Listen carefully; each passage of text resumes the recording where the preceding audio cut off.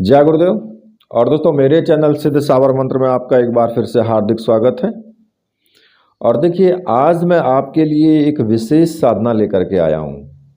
जैसे कि मैंने आपको साधनाएं तो मैंने आपको बहुत बताई हैं, लेकिन एक विशेष प्रकार की साधना जो मैं आज आपको बताने वाला हूँ वो शायद ही किसी ने बताई हो और शायद ही किसी ने YouTube पर या किसी जगह आपने सुना हो। हालांकि ये सभी चीज़ें आपने जो मैं आज आपको साधना दूंगा ये बिल्कुल भी आपने नहीं सुनी होगी। अगर सुनी है किसी ने तो फिर मुझे कमेंट जरूर करें वो व्यक्ति, ठीक है। देखिए, ये जो साधना है ये है सौंदर्य साधना। अब सौंदर्य का मतलब आप उस नाम से नहीं लेना कि हमारे शरीर की सुंदरता या फिर हमारा रूप रंग, उससे संबंधित साधना है ये, उससे संबंधित नहीं है ये है एक नाम है सौंदर्य, सौंदर्य सिद्धि। अब ये सौंदर्य है कौन? देखिए, वीडियो को आप पूरा देखना यहाँ पर आज, क्योंकि ये आपके लिए बहुत महत्वपूर्ण है और बहुत ही सिंपल साधना मैं आपको आज बता रहा हूँ। देखिए, ये है, आपने अप्सराएं साधना तो की होंगी, अप्सरा साधना भी बहुत से व्यक्तियों ने की है, नाम भी सुना है। किन्नरी साधना भी की होंगी, नाम भी सुना है। यक्षिणी साधना भी की है, नाम भी सुना होगा, खूब अच्छी तरह से सुना होगा, ठीक है। लेकिन क्या सौंदर्य के नाम से कोई परिचित हुआ? ये एक लघु प्रयोग के द्वारा, छोटे प्रयोग के द्वारा किसी रूपवती जो नव यौवना होती है उसको जीवन भर के लिए बांध सकता है। क्यों नहीं बांध सकता? बिल्कुल बांध सकते हो आप।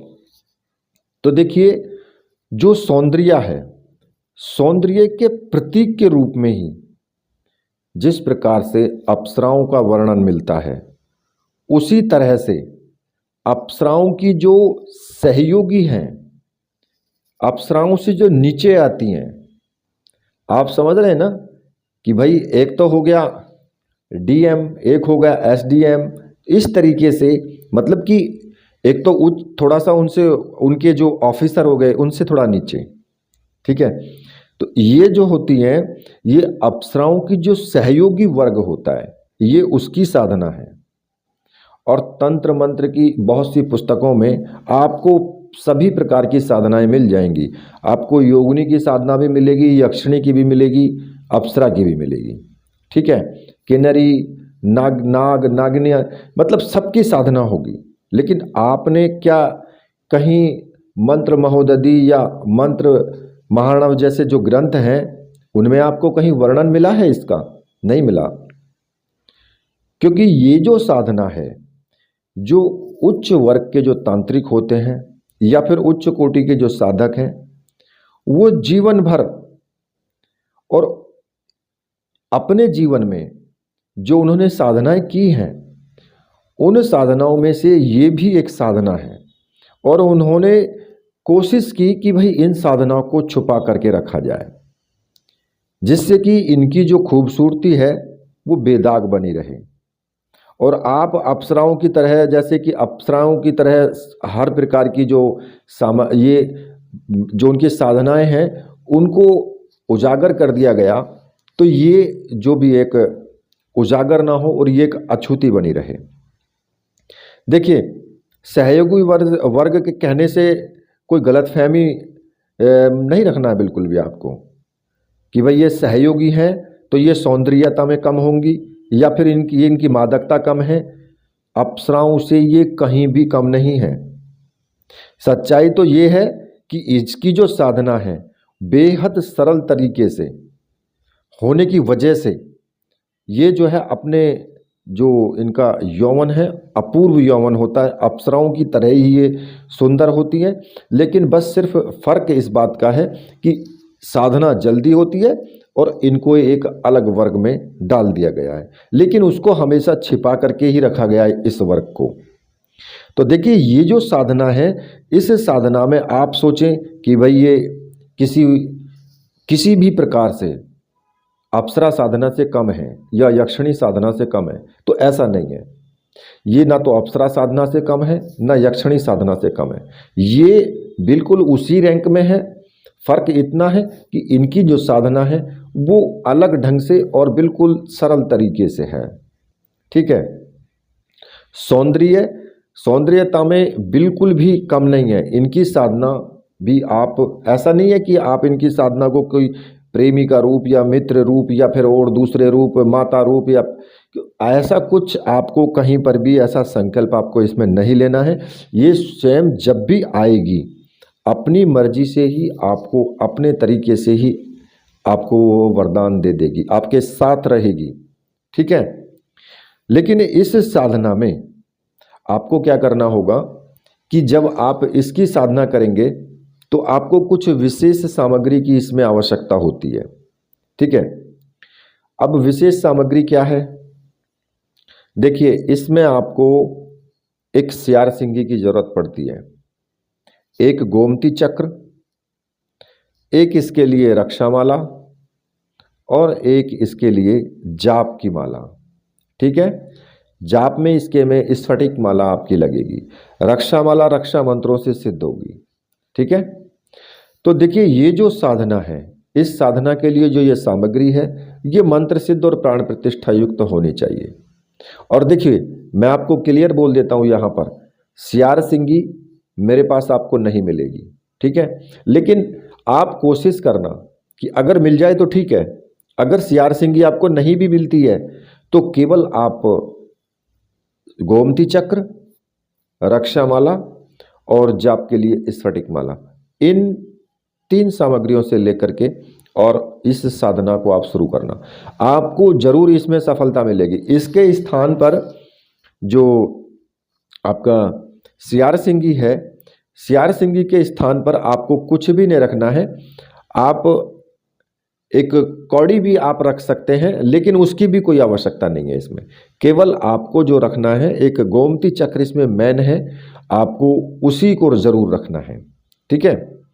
तो अब ये जो सामग्री है, ये सामग्री आप मंगवा सकते हैं, मैंने व्हाट्सएप नंबर दिया हुआ है, आपको प्राण प्रतिष्ठित सामग्री मिल जाएगी। आप मुझे व्हाट्सएप कर दें और ऐसी सामग्री आपको प्राप्त हो जाएगी। इसमें कोई भी दिक्कत वाली बात है ही नहीं आपकी। और देखिए, ये साधना आपकी केवल एक ही दिन की साधना है। अगर एक दिन में साधना सिद्ध ना हो तो फिर आपको अगले दिन साधना करनी है। ठीक है। इस प्रकार से जब तक सामने ना आए तब तक आप साधना करें।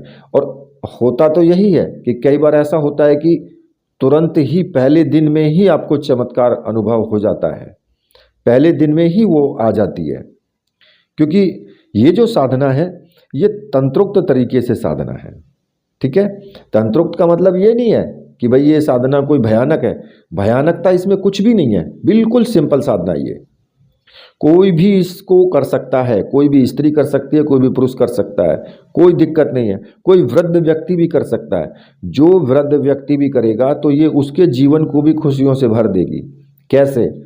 रूप, सौंदर्य, जो शरीर के अंदर, जो आपके अंदर जोश होना चाहिए, वो जोश आपको, आप हमेशा खुश रहेंगे। धन, अगर आपके पास धन की कमी है तो धन की जरूरत को पूरा करेगी। हर प्रकार से एक अप्सरा की तरह ही ये सारे कार्य करेगी, एक यक्षिणी की तरह ही ये सारे कार्य करेगी। जो उनसे आपको लाभ होते हैं वही लाभ आपको इससे भी होंगे। ठीक है। तो देखिए, ये आप जब ये सामग्री ले लेंगे तो आपको ये साधना करनी क्या कब है? देखिए, जब होली आ जाए, आप मान रहे हैं ना, होली पूर्णिमा को आती है। ठीक है। होली के अगले 15 दिन, उसके बीच में ही आपको यह साधना करनी है, यानी होली के बाद ही आपको यह साधना करनी है। किसी भी दिन कर सकते हो। ठीक है। अब करनी कैसे है? बिल्कुल एकांत स्थान होना चाहिए, एकांत कमरा होना चाहिए इसके लिए। और उस कमरे में आप शुद्ध कर लें उसको पहले पूर्ण तरीके से। और उस कमरे का जो गेट है, दरवाज़ा जो है, वो आप खुला करके रखें, थोड़ा सा उसको खुला करके छोड़ दें। पूरा बंद करके आपको दरवाज़ा साधना नहीं करनी है। ठीक है। अब स्नान आदि करके बिल्कुल एकदम स्वच्छ वस्त्र धारण कर लें और इसके लिए आप पुष्प भी रख सकते हैं पूजा के लिए, मिष्ठान भी रख सकते हैं पूजा के लिए।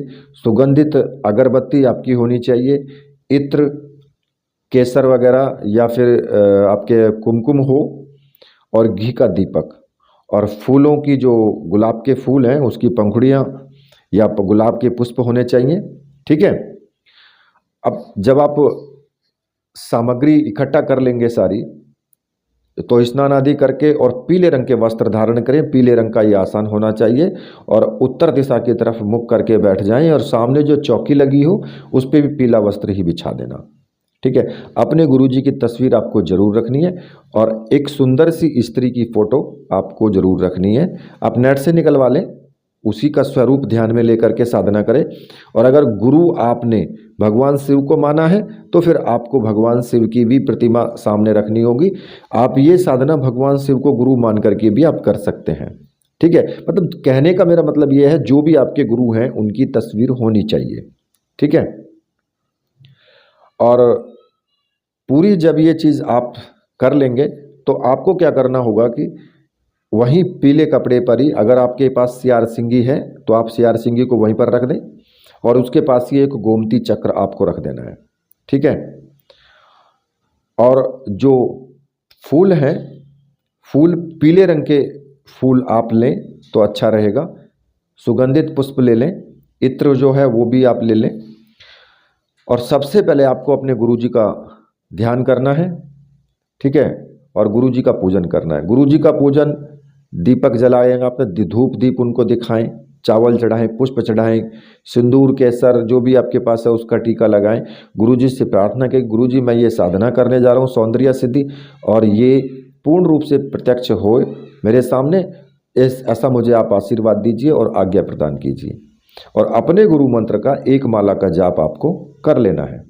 ठीक है। जो भी आपका गुरु मंत्र है, भगवान शिव को गुरु माना है तो फिर ओम नमः शिवाय इस मंत्र का आपको एक माला का जाप कर लेना है। अगर आपने डॉक्टर नारायण दत्त श्रीमाली जी को गुरु माना है तो फिर आप ओम परम तत्वाय नारायणाय गुरुभ्यो नमः इस मंत्र का एक माला का जाप जरूर कर लेना है, और गुरुदेव से प्रार्थना आपको कर लेनी है। ठीक है।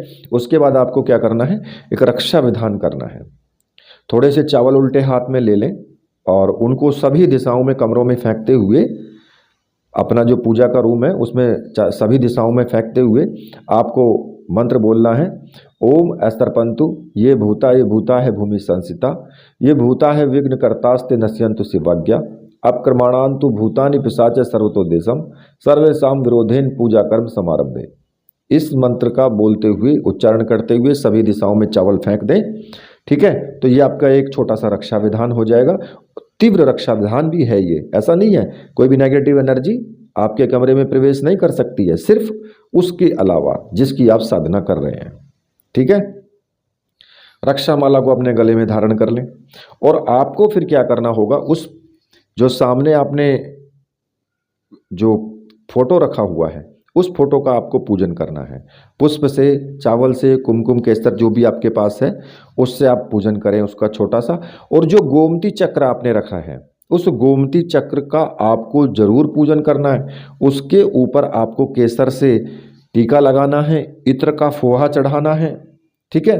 और अच्छी सुगंधित वाली अगरबत्ती का धुआं उसको देना है, और पीले रंग के पुष्प चढ़ाने हैं, चावल चढ़ाने, मतलब कि पूजन उसका अच्छे से होना चाहिए। ठीक है। क्योंकि यही आपके लिए मैन है। और जो सियार सिंगी आपने रखी है ना, सियार सिंगी का आपको पूजन नहीं करना है, उसको सिर्फ रख लेना है। अगर है तो, नहीं है तो भी कोई बात नहीं है। ठीक है। अगर है आपके पास में तो रख लेना, क्योंकि देखिए मेरे पास तो मिलेगी नहीं, मैंने आपको क्लियर बोल दिया है कि भाई मेरे पास नहीं है ये सब सामान। जो मेरे पास है वो आपको मिल जाएगा, बाकी सारा सामान आपको मिल जाएगा। और सियार सिंगी की कोई आवश्यकता भी नहीं है, आप है तो किसी भी अप्सरा साधना में रख सकते हो। ये क्या होता है, थोड़ा तांत्रिक वस्तु होती है तो इससे जल्दी सिद्धि प्राप्त होने के चांसेस होते हैं, बस, और कुछ नहीं होता है। ठीक है। तो अब इस सियार सिंगी का आपको पूजन नहीं करना है, आपको सियार सिंगी ऐसे ही रखने देनी है बस। और आपको अब क्या करना होगा, अपने गले में जो आपने रक्षा माला है उसको तो धारण किया हुआ ही होगा, या नहीं किया तो फिर कर लें। और फिर आपको मंत्र जाप करना है। जो इस स्फटिक की माला है उस माला से आपको मंत्र जाप शुरू कर देना है। और जो मंत्र आपको जपना है वो मैं आपको बता देता हूँ। इसमें आपको मंत्र जो जपना है ना, वो मंत्र शुद्धता के साथ आपको जपना है। चाहे भले ही आप थोड़ा धीमा जपें, लेकिन शुद्धता के साथ होना चाहिए। और मैं तो ये कहता हूँ कि भाई किसी भी साधना में अगर आप मंत्र जाप करते हैं, भले ही तेज ना हो मंत्र जाप, क्योंकि तेजी में अशुद्धता हो जाती है और फिर ना हमारी साधना पूरी होती, ना हमें अनुभव आते। और अगर आप शुद्धता के साथ जाप कर रहे हो ना, चाहे 11 माला की जगह 5 माला ही हो, तो उसमें आपको अनुभव भी आएंगे, आपकी साधना भी सही चलेगी। ऐसा नहीं है कि ज़्यादा माला जपने से ही जो है मतलब आपको जल्दी सफलता मिलेगी, ऐसा कुछ नहीं है। शुद्धता के साथ, भाव के साथ जितनी माला जपी जाएंगी, आपको उतने में ही बहुत ज़्यादा तीव्रता के साथ में सिद्धि प्राप्त होगी।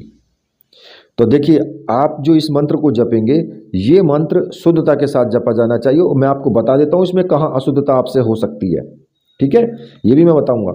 तो मंत्र आपको बोलना है, ओम प्रिय स्याई आगच्छ प्रौम श्रौम फट। अब देखिए, इसमें जो मैंने बताया ना, ओम प्रिय स्याई, प्रिय से आई मतलब प्रियसी आय, ये आपको जपना है। प्रियसी आय मतलब प्रिय, और आधी से ये और आई की मात्रा, प्रिय से आय। और जो अगला है प्रौम, ओम होना चाहिए बाद में, प्र ओम, जैसे औ की मात्रा बोलते हैं, प्रौम। ऐसे ही श्रौम, इस तरीके से आपको जपना है। ये नहीं कि कैसे बोल देते ना कि प्रिय से ओम प्रेस्य आगच्छ प्रौम श्रौम, ऐसे नहीं बोलना है, प्रौम, ठीक है, इस तरीके से। ये शुद्धता के साथ होना चाहिए। और देखिए, आप इसमें एक ही रात्रि में जितनी भी माला कर सकते हैं कर डालिए। मतलब कोई आपको ये नहीं करना है कि भाई मुझे 5 माला जपनी है, 11 माला जपनी है, 21 माला जपनी है। हो सकता है कि पहली 5 माला में ही आपका सब कुछ समाधान आ जाए, ठीक है, लेकिन आपको रात्रि में जपना है तब तक जब तक नहीं आए। अब ये सोच लेना कि आना ही आना है उसको, और ध्यान में रख करके। और देखिए, एक वक्त ऐसा आएगा कि वो जो रूपसी है, वो यौवन भार से जो लदी हुई है, वो एक झटके के साथ आएगी, एक तीव्र झटके के साथ आकर के, और वो जो साधक है उससे बेल की तरह लिपट जाएगी। और अपने जो उसके कोमल जो अंग हैं, जो मादक शरीर है, उसके स्पर्श से ही साधक के जो रग रग है ना, उसमें एक हलचल सी मचा देगी वो। इसके लिए आवश्यक ये है कि आप जो है साधना कक्ष का जो दरवाज़ा है ना, उसको पूरी तरीके से बंद बिल्कुल ना करें, उसको हल्का सा आप खुला छोड़ करके आप रखेंगे, ठीक है। और इस साधना में प्रत्यक्षीकरण को लेकर के कोई भी उहापोह नहीं है, क्योंकि ये तंत्र की साधना है। भूल चूक का इसमें कोई न स्थान है, न कोई संदेह है। ये चीज़ आपको ध्यान रखनी है।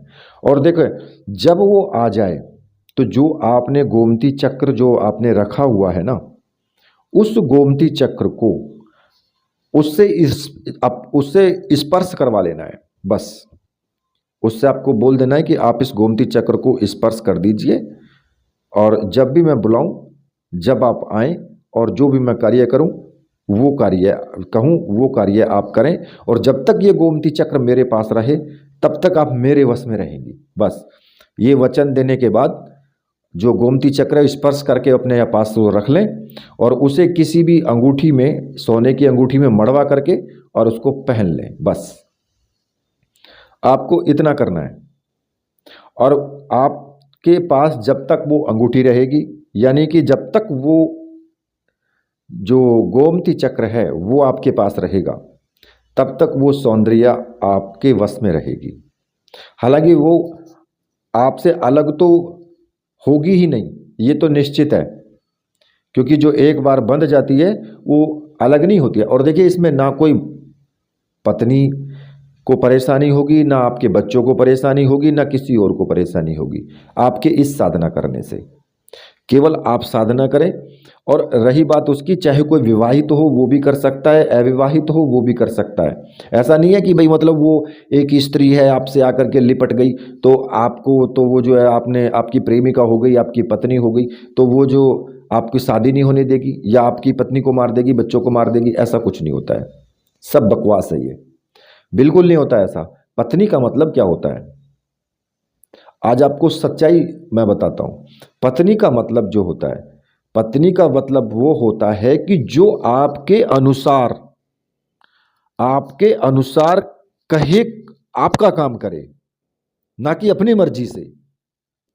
पत्नी वो होती है कि जो आपने कहा उसके अनुसार वो आपका काम करे, तो वही तो पत्नी है।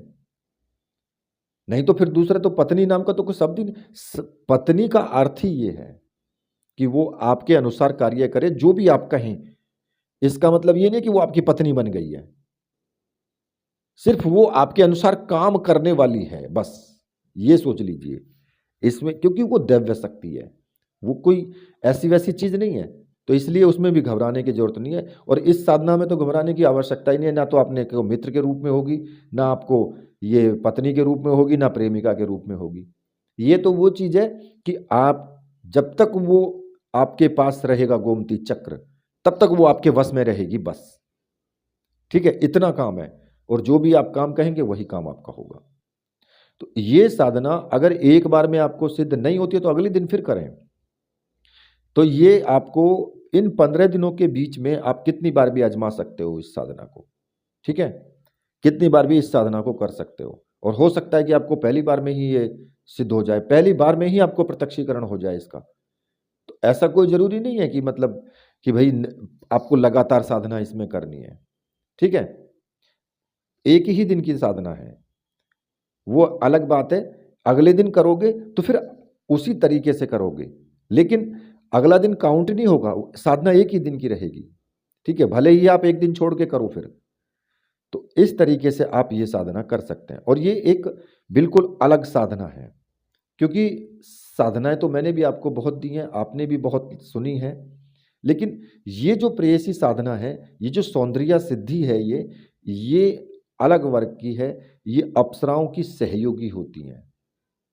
ठीक है, इसी के साथ मैं वीडियो को यहीं पर समाप्त करता हूं। तो मेरे साथ बोलिए बोलिए वीर बजरंगबली हनुमान जी महाराज की जय। बोलिए मेरे परमहंस गुरुदेव की जय।